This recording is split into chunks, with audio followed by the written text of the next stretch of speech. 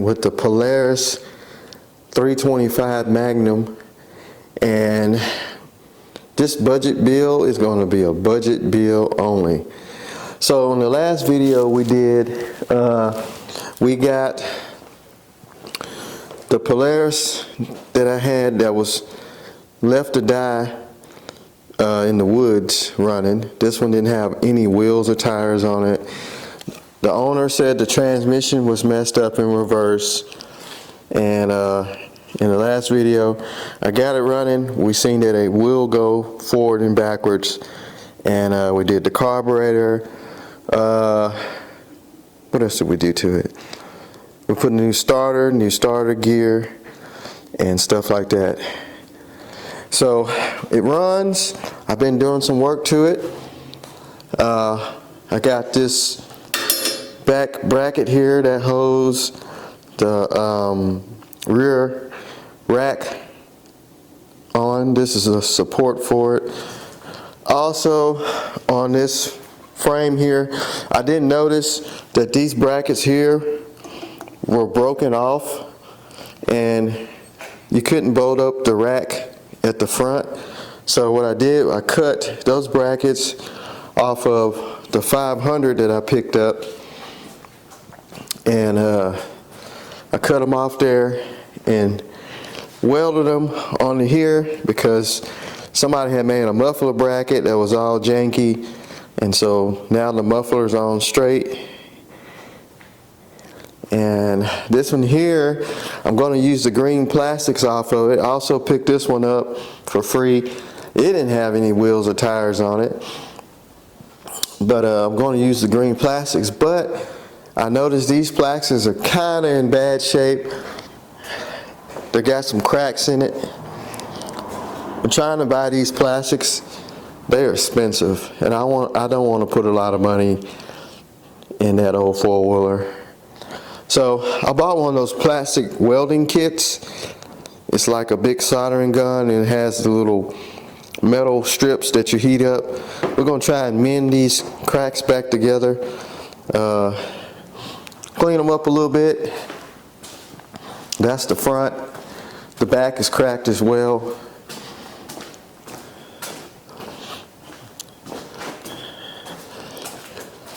Probably when I clean them up, they won't look too bad, but got some huge cracks in them, so I'm gonna try and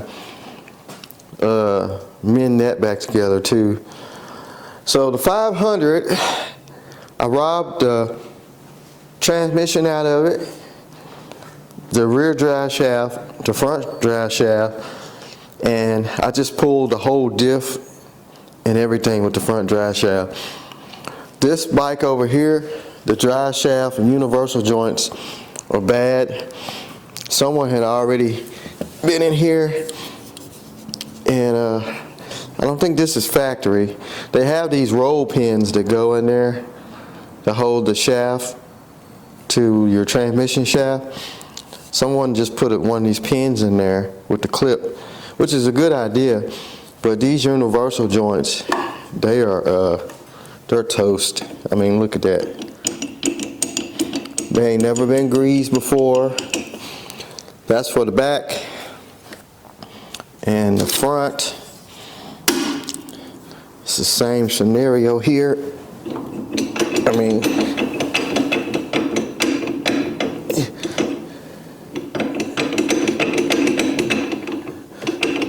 so maybe he was just hearing some noise while he was riding it. Maybe it was binding up because the joints are so bad and they didn't want to go. But my plan is to use these drive shafts, the bearings, they're not bearings, the universal joints on these drive shafts is not too bad. They just need to be greased. I mean, that one's real tight. So, and then the front, oop, dropped the flashlight. The front's got a little play in it. Let's get it off of there. That was just it on the shaft. It's got a little play, but I believe if I grease it, it'll be all right. That one's pretty tight.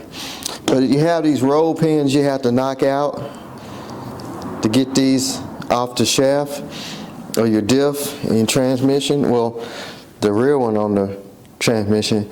But you have to loosen the transmission in order to get these shafts out. I ended up taking the whole rear differential loose and slid it back, and I thought maybe the drive shaft would go through this hole right here and slide out the back, where it won't, because your universal joint yoke is too big. So you have to loosen the transmission up, kind of cock it to the side, and you can get your rear drive shaft out by pulling it through the front of the four-wheeler. And if you get this pin loose on the front diff, you can just get it off the transmission shaft and pull your shaft to the rear of the four-wheeler and get that shaft out. So that's where I'm at now. I'm gonna try and salvage everything I got. This thing here is pretty well done. I took the stator and stuff off, and there was some metal pieces laying in there where the timing chain is, and it's locked up, it won't turn. So something in there is toasty on this motor. I'm not gonna try and save it either. I don't have a 500 Polaris. So what's left of it is just gonna go to scrap. I mean, I'm gonna take the wheel off of it and scrap the rest. I basically got everything I need. I really didn't need the four-wheeler, but I'm glad I did get it, because the shafts that's in this one, the back one was kind of stiff, and then the front one, it's got some play in it all the way up front. So I'm just gonna leave this one complete. The transmission in this one is locked up. I had to cut the rear shaft so I can be able to move the thing because it's stuck in gear. So, but the front diff, something's wrong with it because it's stuck in gear, but it still moves. So something in the front diff is destroyed too. But it's got a good engine, and these engines are separate from the transmission, which is great. So parts bike, scrap,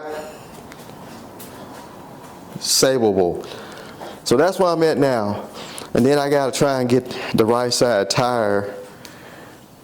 I ordered this tire off of eBay when I first got this thing, and it's got the wrong size tire, which I'm gonna try and get one the same size as this one, which is a 25 by 11 by 10. I found one on eBay. Man, those tires are high for these things. It's like buying a car tire almost. 125 bucks for one tire. That type, which is a Mud Rebel. Never heard of it. And this one is a Carousel, and it is a 22 by 11 by 10. So I'm trying to get the right size tire. I'm just gonna have to break down and buy a new one so I have all four matching, and be done with that. Then we can get this thing together and get it in the woods. I ordered new brake pads for the front and the rear. I ordered new bushings for the A-arms, because these are just totally gone. When you move the wheel, I don't know if you can see that, but the bushings are gone. I mean, it's supposed to be like a nylon bushing in the front and the rear, and that's gone. So I ordered new bushings, new brake pads, and I think I can salvage the master cell. If not, you can buy all this stuff off of Amazon super duper cheap. So if I can't get the master cylinder for the rear going, I'll just buy a new one. Same with, I think you can get the front master cylinder and the rear for like 20 bucks. So Amazon's really been stepping up getting these aftermarket parts that you can dodge going to the dealership, get it from Amazon. I mean, half the price, and you can get it almost the next day depending on where you're at. So that's gonna be my plan. Get this thing up and running, budget friendly. May sell it to someone. I might keep it for a while, I don't know. But that's the plan. So I am going to wait on some parts, and as soon as I get everything in, start putting this thing together and get this thing loaded up to get rid of it and get those drive shafts in there also. So stay tuned. Coming at you. Alright, so I started tearing this one down. You have to take the clutch off and the pulley and this backing plate so you can get to the transmission mount bolts, which you got one here, you got two down here. You can either take it loose at the frame or the side of the transmission. And there's two on this bracket between the motor and the transmission. And then also there's one bolt down here. So after you get the transmission loose, you can twist the transmission sideways or something to get it to slide off of these two shafts. You can start at the front or the rear, but the transmission has to come loose. Now in order to pull these, the clutch and the pulley off, there's special bolts or special tools you use to get that off. This is a special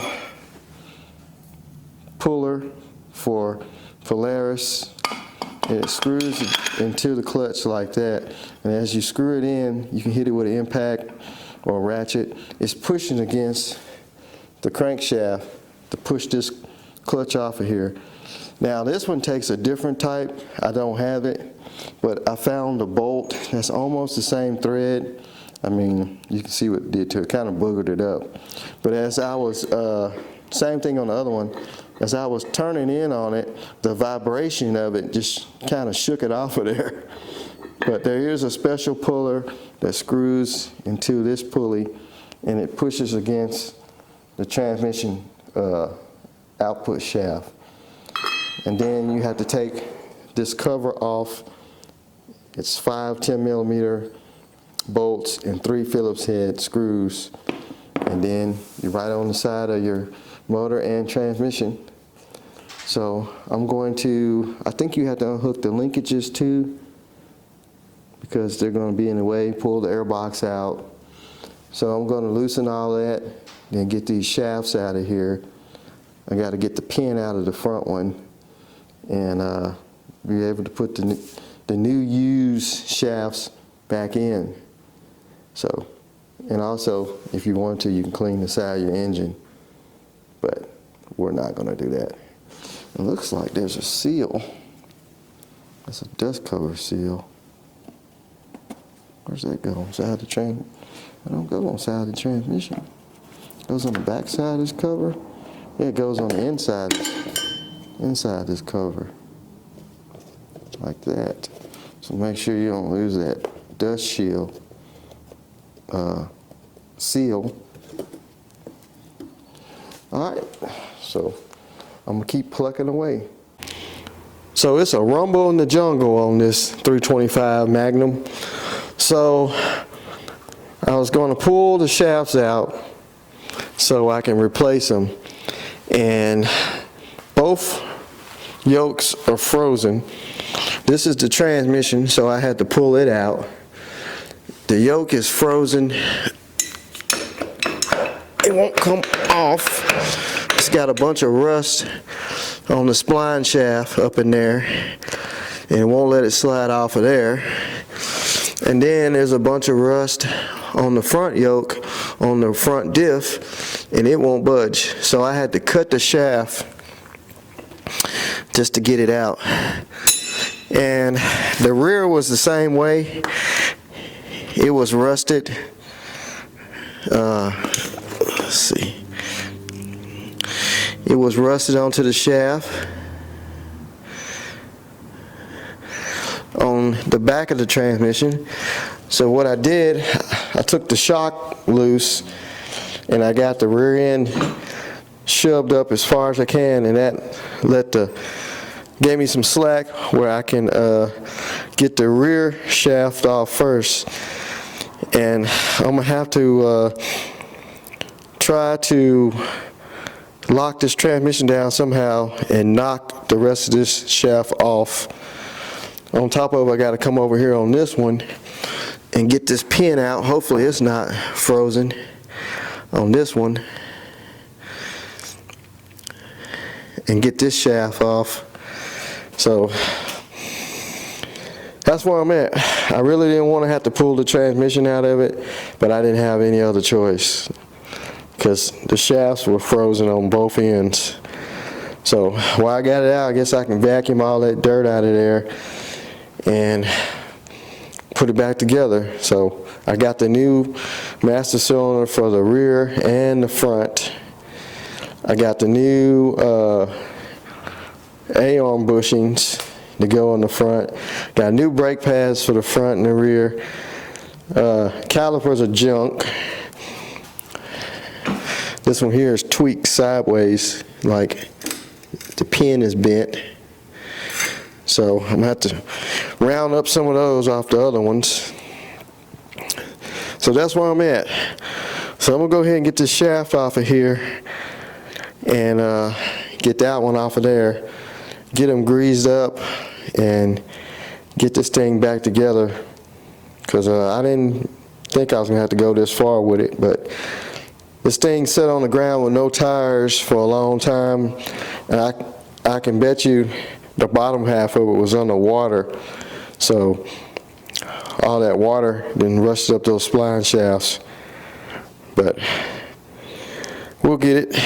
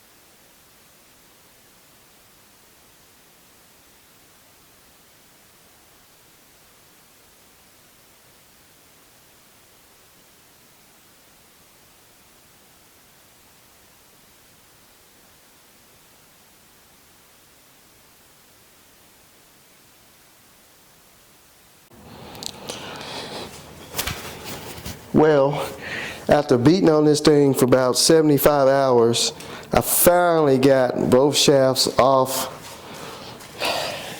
I mean, they were on there pretty bad. So this is the front one, the U-joints, universal joints. They're gone. I mean, that's gone. It was rusted on there, I had to beat it off, front diff. And where's the rear? This is the one that goes straight to the transmission. And those are gone. They have grease fittings on them. I mean, if somebody would have took the time to grease them, it would have saved them. But I'm gonna clean those splines up. I'm gonna put a little grease on each one, so hopefully these don't get frozen onto the transmission and the diff again. Let's see, which one is the rear? This is the real one. I mean, surely this was making popping sounds and everything while you were riding. They just kept riding. So anyway, that's what we got. Finally got it off. Now I'm gonna get the shaft off that front diff, get it all cleaned up, and I think you got to put the front shaft on first because the way it goes into the four-wheeler, it goes like that, but you need to put the front shaft in first, cock the transmission, then you can get the back shaft on. So it should go back together easy now because everything will be cleaned up and all these splines will be sliding free. So alright, let me get to working on the other one. Let me tell you something. Putting the transmission back in that thing sucked.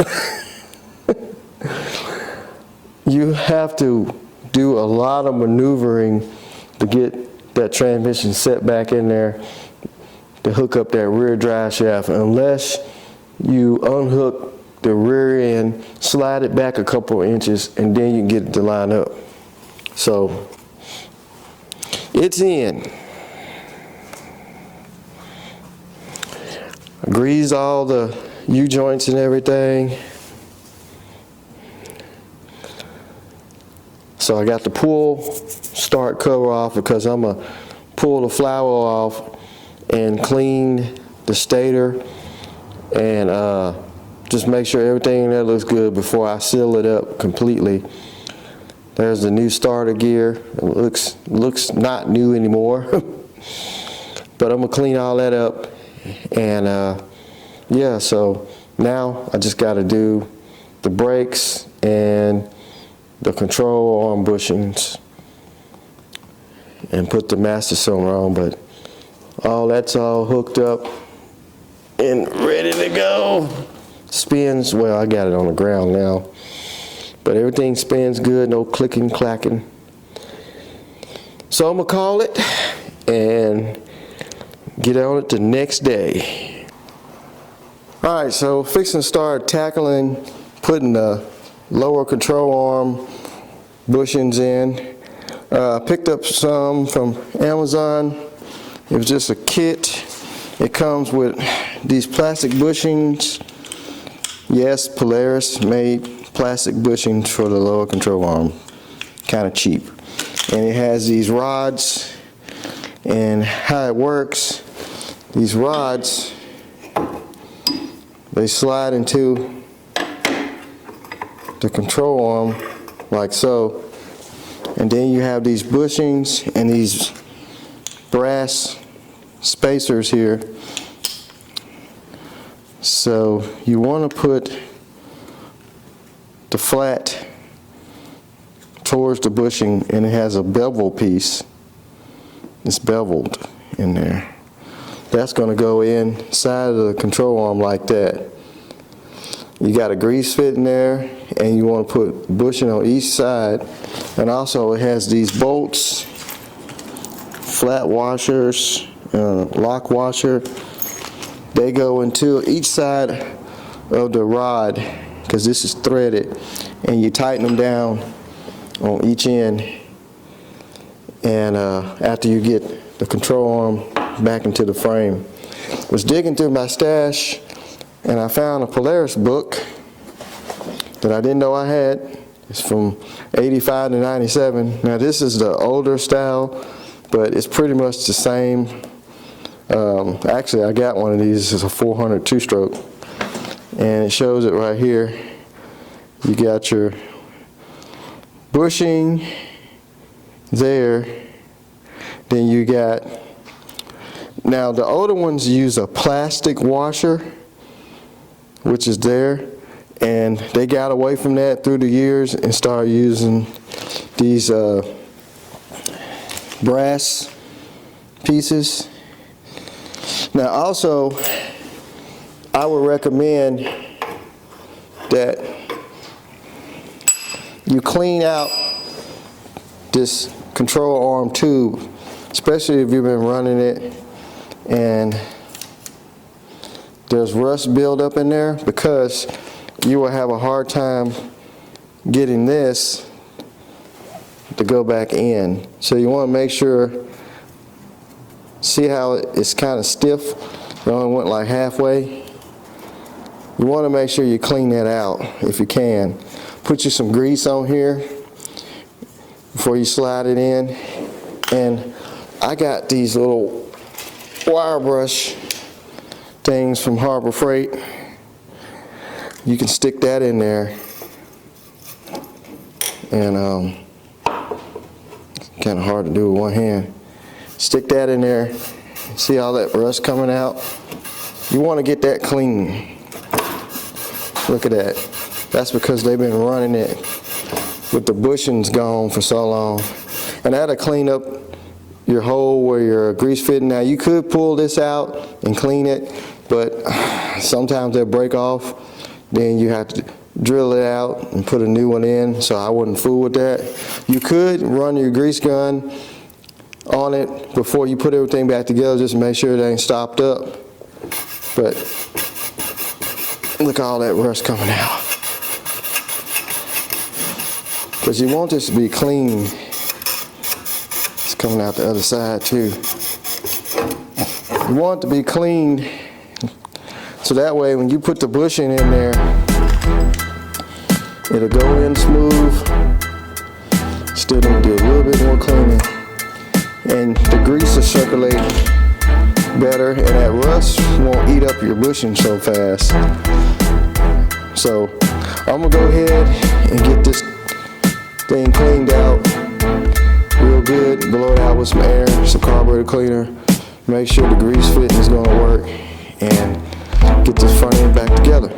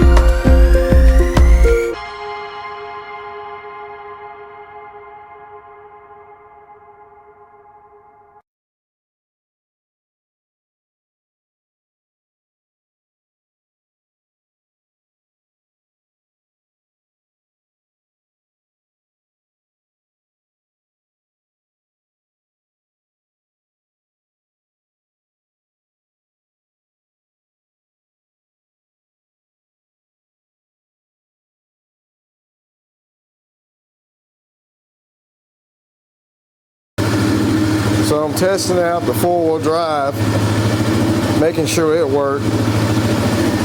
And it has the all-wheel drive button up here on the handlebars.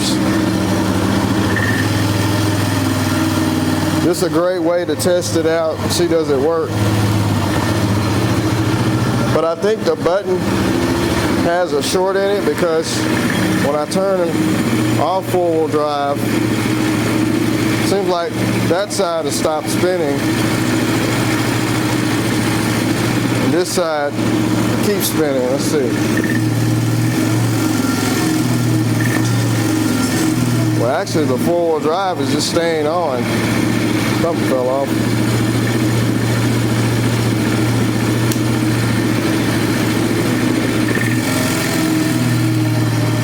I think this button has a short in it, plus the light doesn't work. Let's put it back in neutral.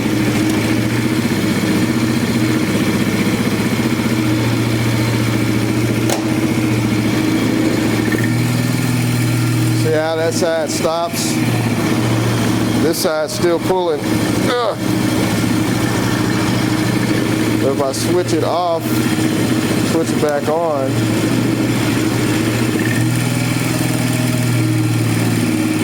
still ain't turning. There it goes. It's kind of delayed. I guess that's how it is. It's starting to get hot. Cut it off. I guess that's how it is. Yeah, she's getting hot sitting here. Idling too long. It has like a delay in turning this one on, but at first it wouldn't come on at all. It's not burning that hose, is it?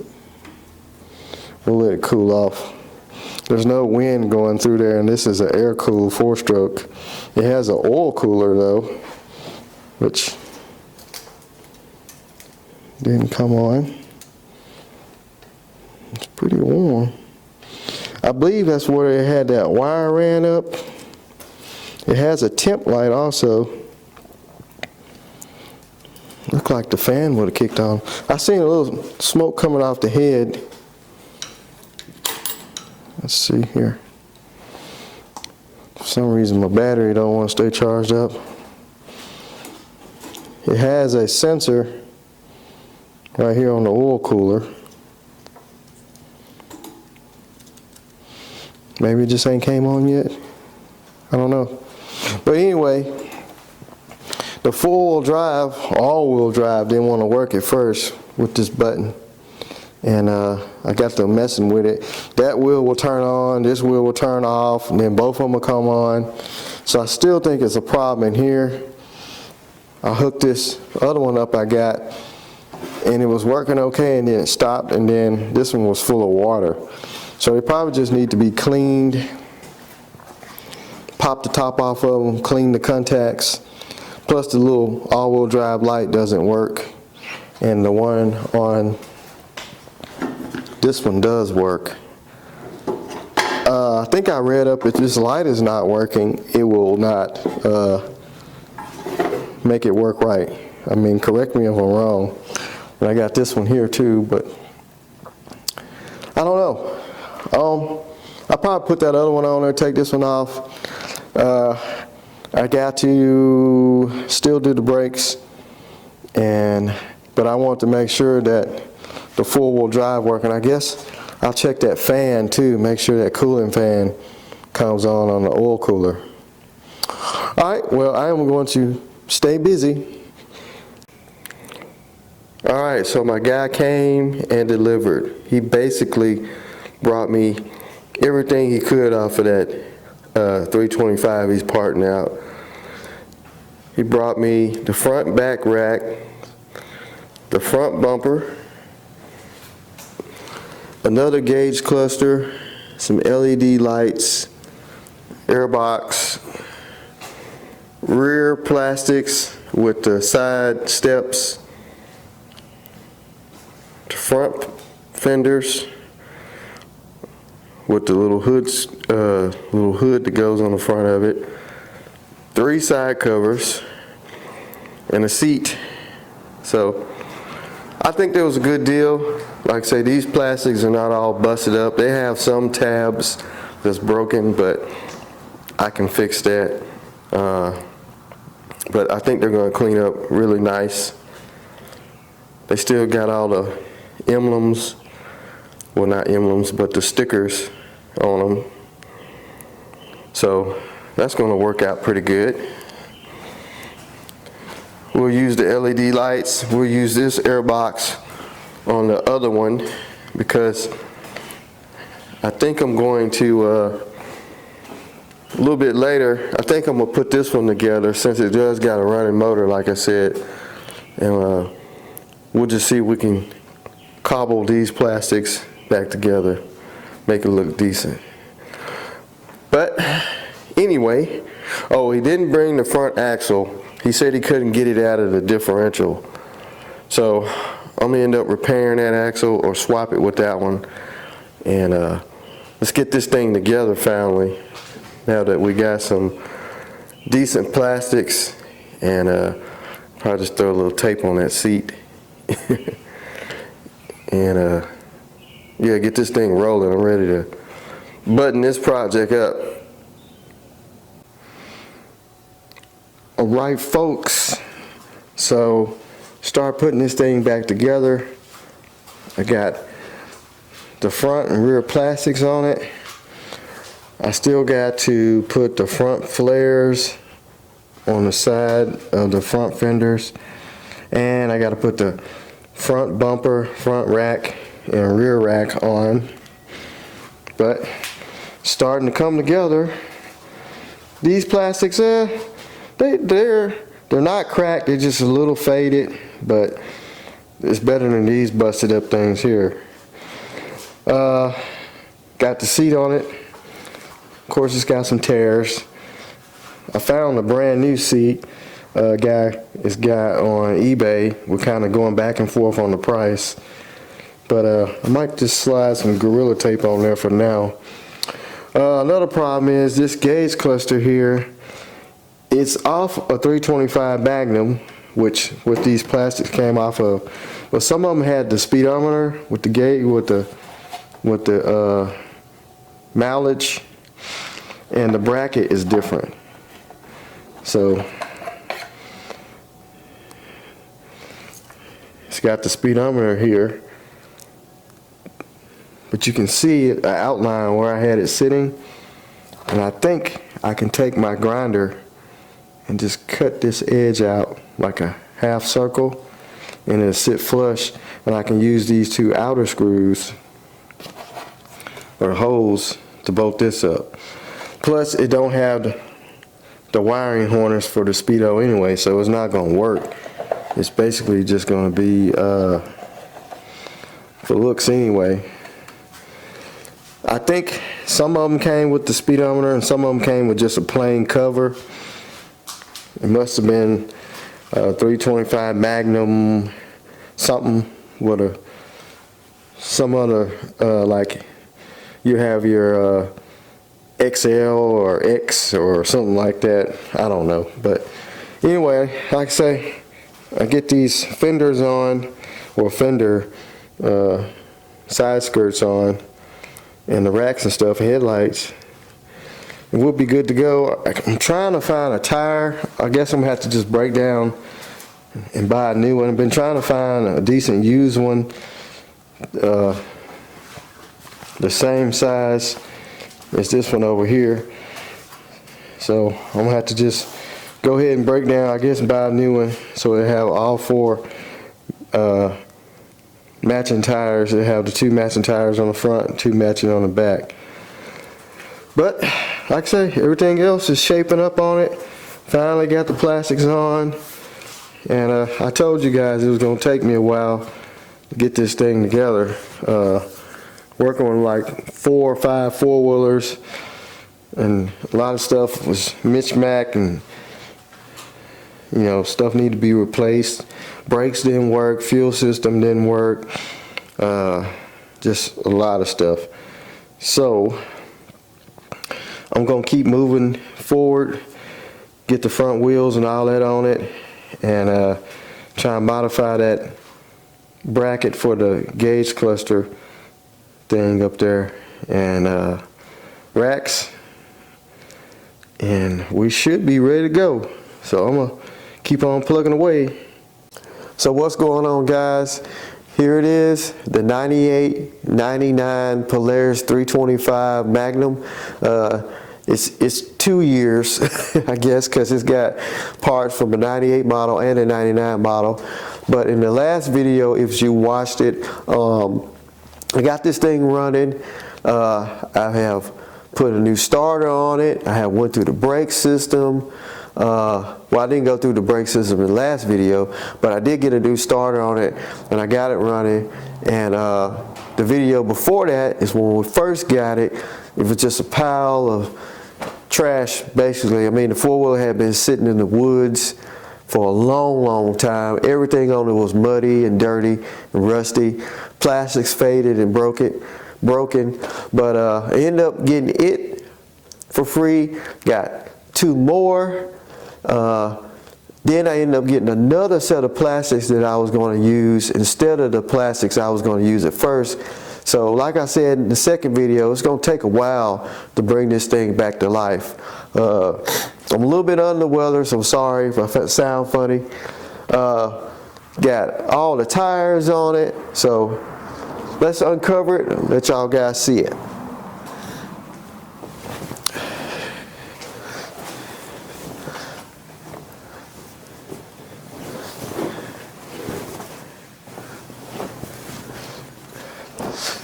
There it is, all green.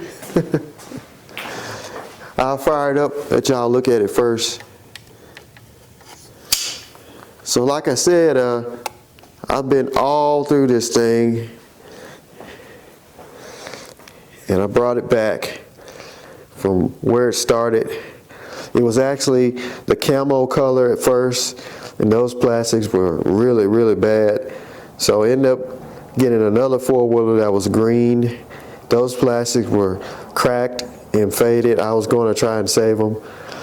Then I ended up getting, we traded the Polaris, what was it, Trail Boss, I think, or Sportsman 400 for these plastics here, and some other stuff for it. And yeah, it's together. I'm having issues with the headlights. I think it's in the switch. Sometimes one side will work and sometimes the other side will work, but not nothing major. I might just order another switch. But now the seat I got has some tears up here. I just put some tape on here for right now. But it cleaned up pretty good. These plastics cleaned up real good. We got the rack on it. I did find a matching tire for it. It's kind of worn down, but it's the matching tire, name brand and everything that was already on it. So, well, it wasn't on this one, it was on the other four-wheeler because this one didn't have any wheels on it when I got it. But we got the gauge cluster on there. It doesn't work because this model didn't have the harness for it. It actually tells you your speedometer and your mileage and stuff. We got all the lights working on the dash. Replace these lights here. Like I say, new brake master cylinder. The tail lights working. Maybe both of the headlights will work for me this time. Yeah, they're on. Something's up with that switch though. That switch, will sometimes only let one light come on at one time. Try and get to where it ain't a big glare. It's got LED lights on the front. Kind of looks like a Jeep. Like I said, I really wish this gauge cluster would have hooked up, but it don't have the pigtails for it. It's for a different model. But I was able to modify it to get it to fit this bracket. So there it is, the Magnum 325. It's even got the 1954 to 1999 45-year sticker on it. 45 years they've been in business, Polaris. So that's cool.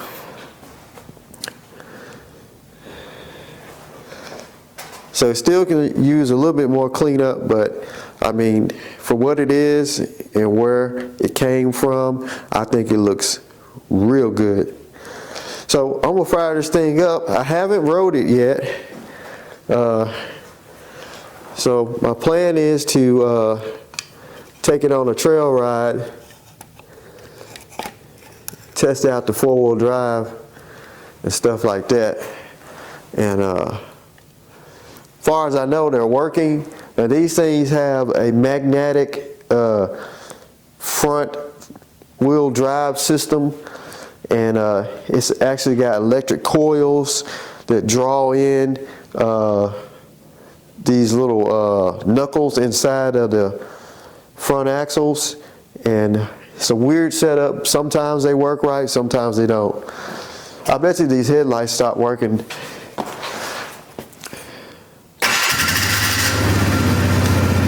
I figured they would. Oh. A little cold natured.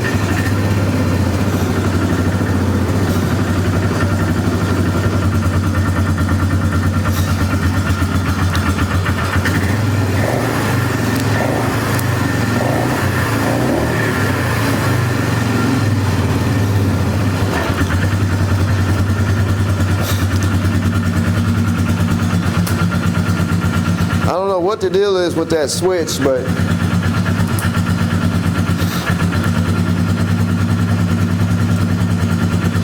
see, one side will come on and then one side won't come on.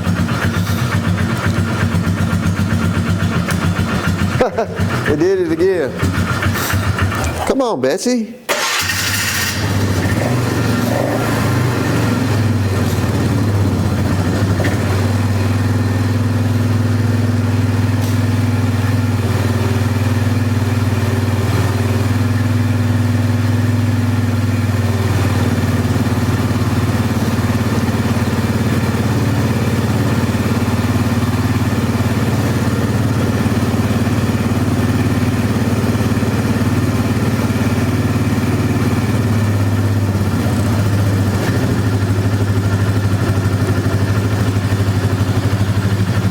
Turn the choke on. I think it's some kind of relay in this switch. It might have something to do with these LED lights too. Maybe this switch is not made for LED lights. I don't know. Now they're on again. I don't know. Weird.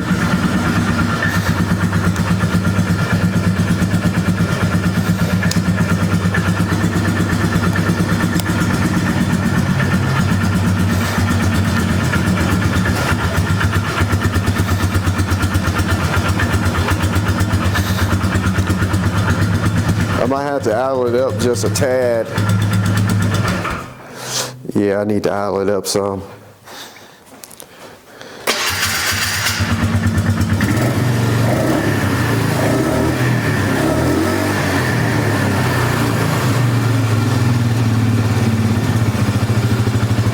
Needs to be rode.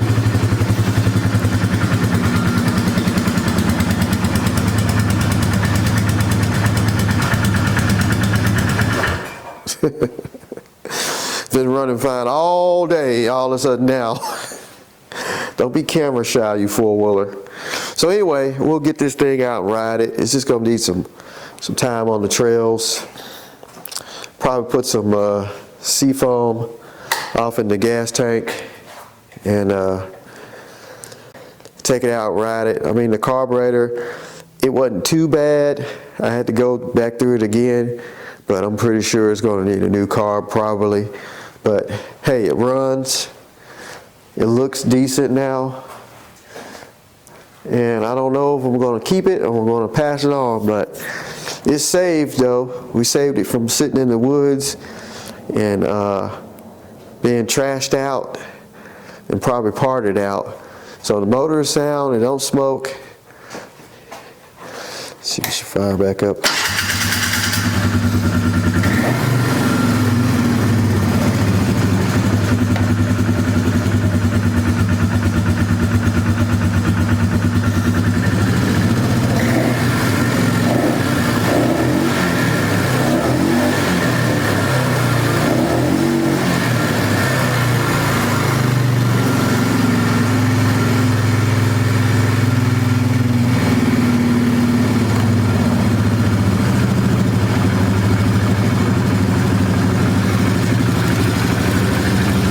There it goes.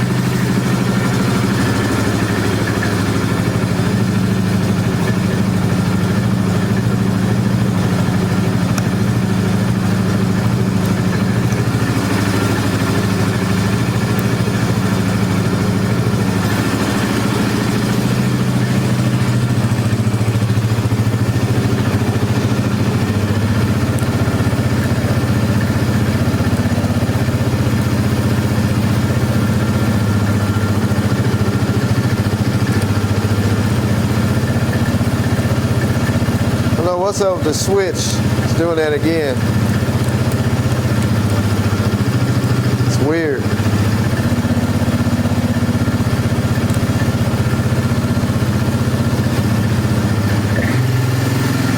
That was like it was dialed up a little bit too high.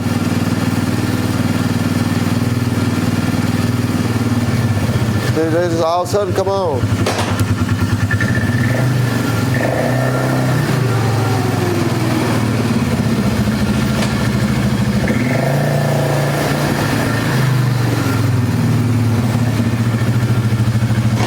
I forgot it's got that override button for reverse.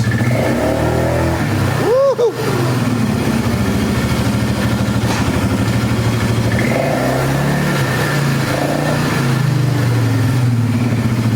Brakes work good.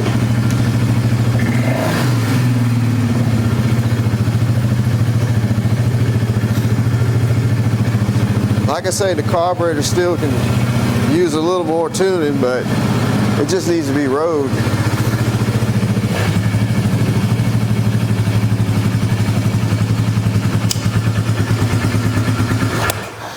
And she died.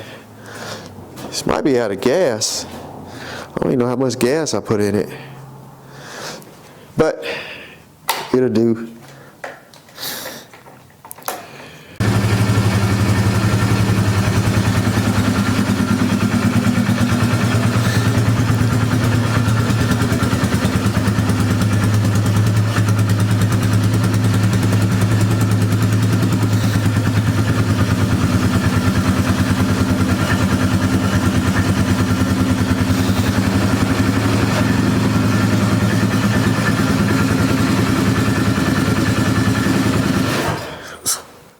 So the carburetor just really started acting up, and I'm just tired of fooling with it. So I should have followed my mind at first and went ahead and just bought a brand new carburetor for it, because this one here, it's spitting and sputtering, and I did see some gas trickling out of the overflow. So I'm gonna go ahead and tear the front of it down, because you got to take the front rack off, you got to take the front fenders, well, front fender assembly off, and the gas tank, of course the air box, you got to take all that loose to get to the carburetor. So if I do it right this time, it should run right this time. So I'm gonna go ahead and get this thing tore down. Carburetor will be here tomorrow, get it back together, and hopefully the next day or so I'll be able to take this thing out for a test ride, and it should run like brand new. So I'm gonna go ahead and get started on it, get it tore down.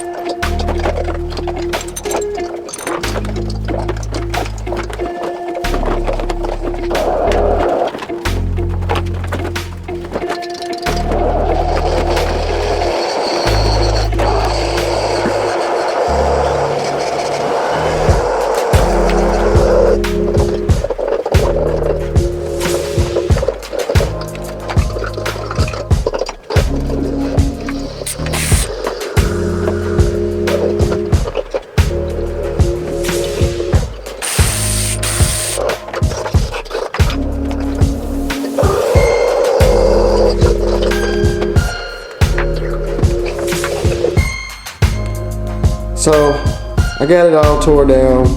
I'm gonna leave the gas tank on there for now until the carburetor comes. I think I can probably just lift it up and get the carburetor out of there, but carburetor's up under there. It's got a little gas in it. In order to get the gas tank off, you have to take the hoses loose at the bottom, and there's no shut off, so you have to just drain the gas tank in order to get the gas out, and gas go everywhere. So I'm just gonna leave it like it is for right now until the carburetor comes. It didn't take that long to put it, to take it back apart, being that I had just put it together a few days ago, but I hated to because it was looking good, but that's how it is when you work on stuff like this. You have to sometimes start over on certain things and until you get it right, which I should have known better. But the carburetor did run good at first, but I guess as it sat around and then not just running it, it's probably got some stuff floating around in it. I don't know, but we got a new one coming. Hopefully the aftermarket one that's coming will be a good one. So I'm just gonna park it to the side and we'll get back at it. All right, so got the brand new carburetor in today. It came with some spare jets, so you can change the jetting if you need to the factory style. I don't know what jets is in it right now, but it's a brand new off-brand carburetor. There's the side. That's for the choke cable, I believe. The extra one of these, depending on what kind of choke cable you got. Spare main jet. There's your, I think your idle jets. Some more jets. I think that one jet goes on the top inside of the carburetor up under the slider. I'm not sure what that's for, but you got your main jets and your idle jets. Like I said, I don't know what jets is in it right now. I can Google it and see what the jetting should be, or I can take the other carburetor apart because it has the factory style jets. And also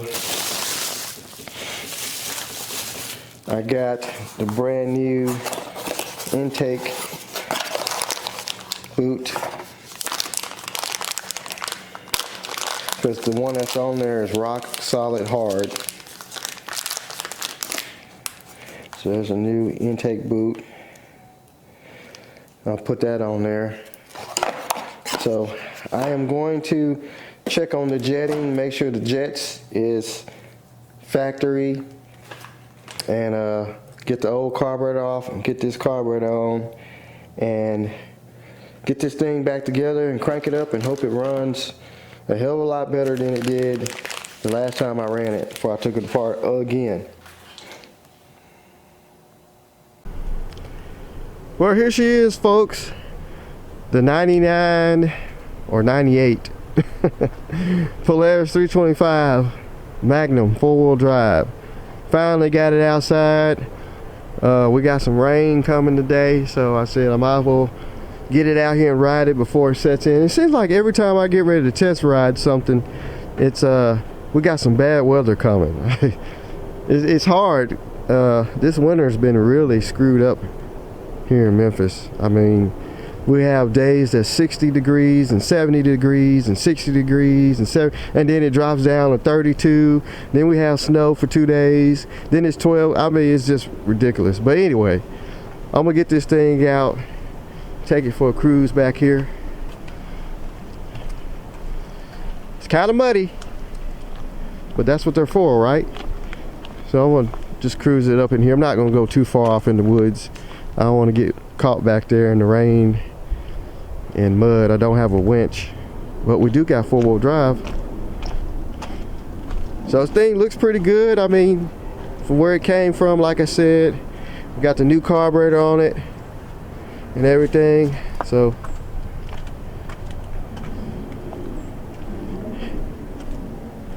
I'm gonna get it off of here. We'll probably shoot down this way, which looks like it's a big mud hole. I didn't really dress for mudding today. It's kind of clear. You can shoot down through there and play around. Now these trails, if you're familiar with Mississippi, these trails here will go all the way to Goodman Road, and you can cross over Goodman Road and go, I believe you can almost ride to Olive Branch, down the side of the highway down through there. I haven't been that far, but I have been to Goodman Road. But anyway, I'm gonna get this thing off the trailer. Let's see what she does.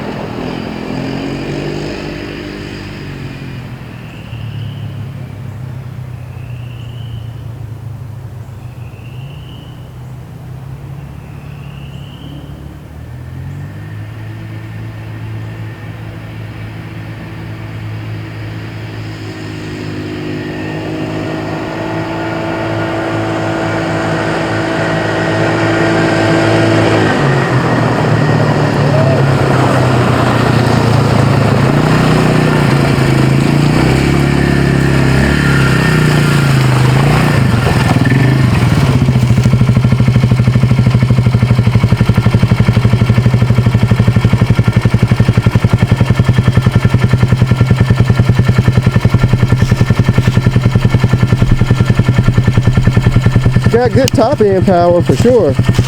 I mean, it is a 4-wheel drive and it's big and heavy, but it does pretty good going down the straightaway. So we'll keep riding on.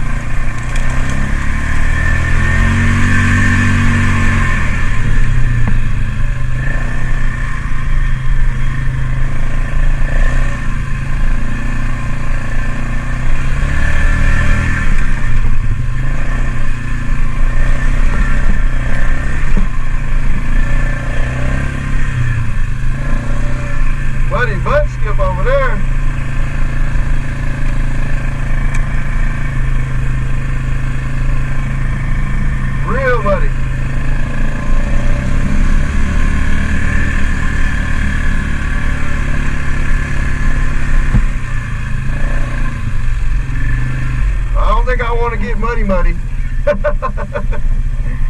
Not by myself anyway.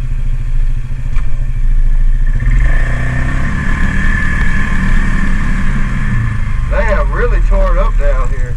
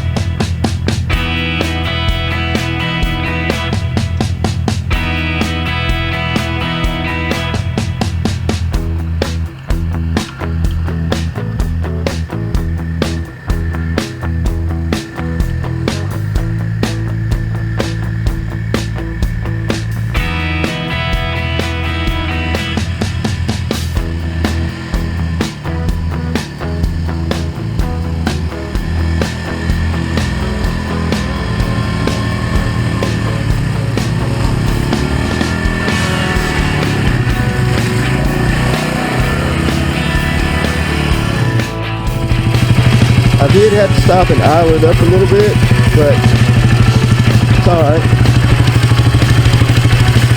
Those carburetors, man, whew, that's why I like fuel injected, but I think they didn't start fuel injection on these things in like 07, I think, maybe 06, but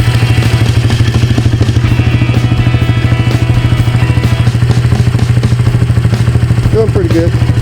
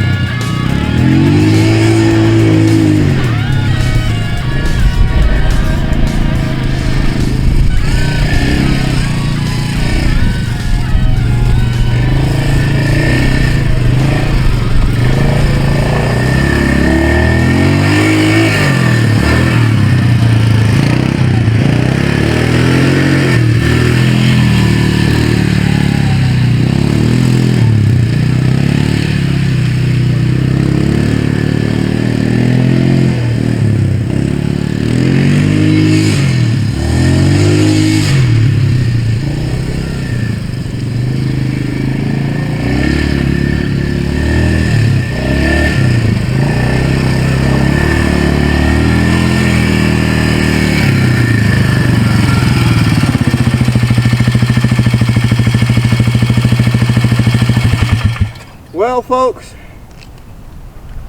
Woo. That's going to be it. She does pretty good. Does what it's supposed to do. That's going to be it, folks. I hope y'all enjoy the 325 Magnum, bringing it back from the dead. There's going to be some more four-wheelers that's going to be brought back pretty soon on the channel. And I might hold on to this one, I don't know. Or I might find a buyer for it. I don't know yet. I need to at least keep one four-wheel drive four-wheeler.